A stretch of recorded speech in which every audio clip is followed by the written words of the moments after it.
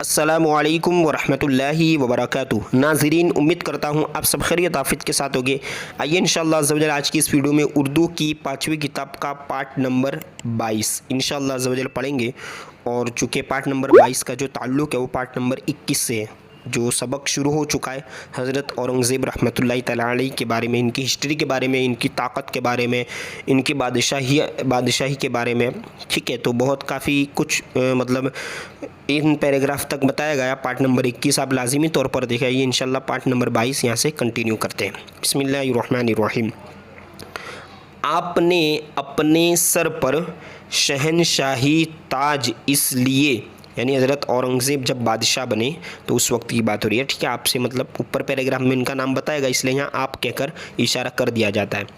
तो शहनशाही ताज इसलिए नहीं पहना था कि खुद ऐश, देखिए ये आइन है और आइन याशीन, ऐशो आराम की ज़िंदगी गुजारें, सुख की नींद सोएं, अपने ठाट बाट के लिए रियाया पर तरह तरह के टैक्स लगाएं, बल्कि बादशाहत आपने, ठीक है, किस लिए आगे बताया जा रहा है, बादशाहत आपने इसलिए कबूल की थी ताकि रियाया अमनो सुकून, ठीक है, अमन सुकून माने शांति की ज़िंदगी बसर करे माने गुजारे।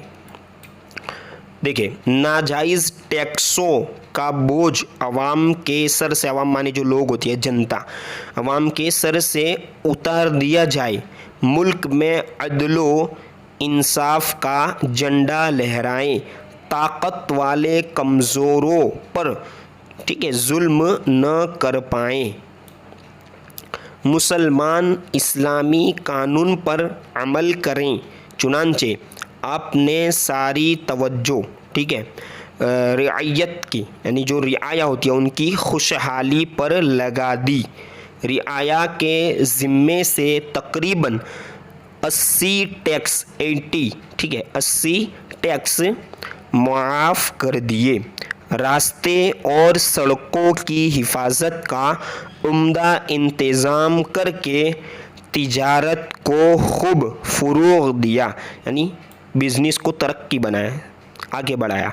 आपने अदलो इंसाफ का ऐसा मजबूत शामियाना ताना माने तैयार किया जिसके नीचे भेड़ या, ठीक है, भेड़िया भी एक दुबली कमज़ोर बकरी पर हमला करने की हिम्मत नहीं कर सकता था।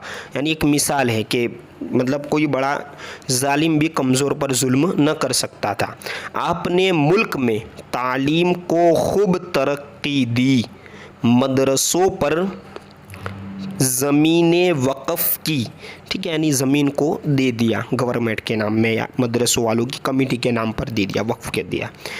असातिज़ा माने जो टीचर्स होते हैं मदरसों के, असातिज़ा के लिए शाही ख़जाने से मुशाहिरे, और मुशाहिरा माने उनकी जो तनख्वाह होती है वो, ठीक है, तलबा के लिए वज़ाइफ मुकर्रर किए। फरियादियों यानी फरियाद करने वालों, और दुखियों माने दुख वाले, और मज़लूमों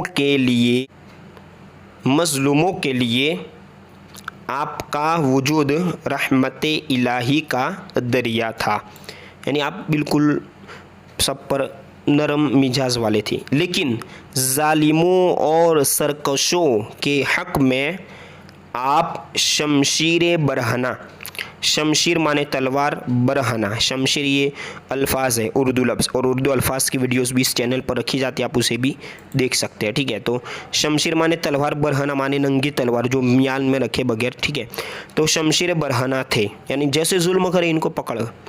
आप हिंदुस्तान के एक अजीम शहनशाह थे, शाही खजानों का दरिया आपके कदम के नीचे से बह रहा था, और इस दरिया से सारा हिंदुस्तान सैराब हो रहा था।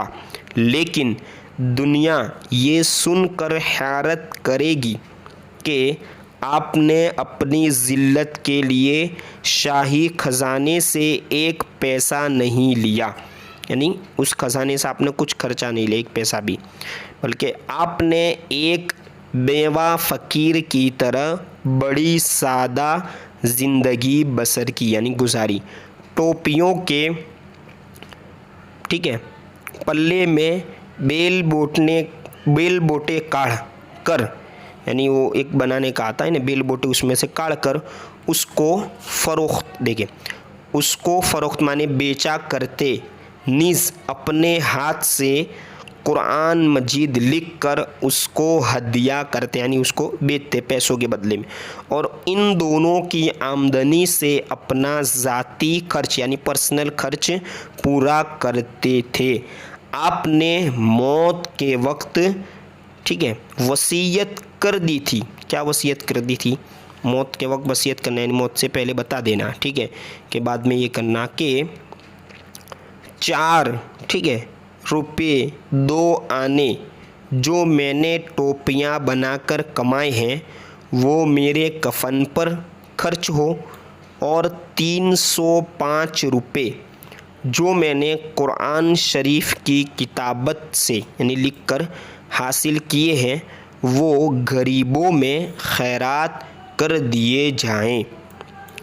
आपके इसी एक किरदार से, यानी आपका जो काम था ये इस किरदार से साबित हो गया, यानी प्रूफ हो गया कि आपने हिंदुस्तान की शहनशाही का मनसब ऐशो आराम उठाने या अपनी अज़मत व शान बढ़ाने के लिए कबूल नहीं किया था। हाँ, ये और बात है कि अल्लाह ताला ने जो अज़मत व जलाल आपको अता फ़रमाया था वो मुग़ल बादशाहों में तैमुरलंग से लेकर बहादुर शाह ज़फ़र तक किसी को हासिल नहीं। अब इंशाअल्लाह अज़्ज़वजल पार्ट नंबर 23 में इस सबक को पूरा किया जाएगा। ज़्यादा लंबी वीडियो ना हो इसलिए आप पार्ट नंबर 21 को देखें, पार्ट नंबर 22 को देखें, और पार्ट नंबर 23 जब अपलोड किया जाए उसको आप देख लीजिएगा, ताकि पूरी जो मालूमात है वो हासिल हो और उर्दू पढ़ने में हमें और मतलब कि जो है मज़ा उर्दू पढ़ने का वो आए, और उर्दू पढ़ने में आने वाली जो परेशानी है, जो दुश्वारियाँ हैं वो भी दूर हो। अस्सलामु अलैकुम।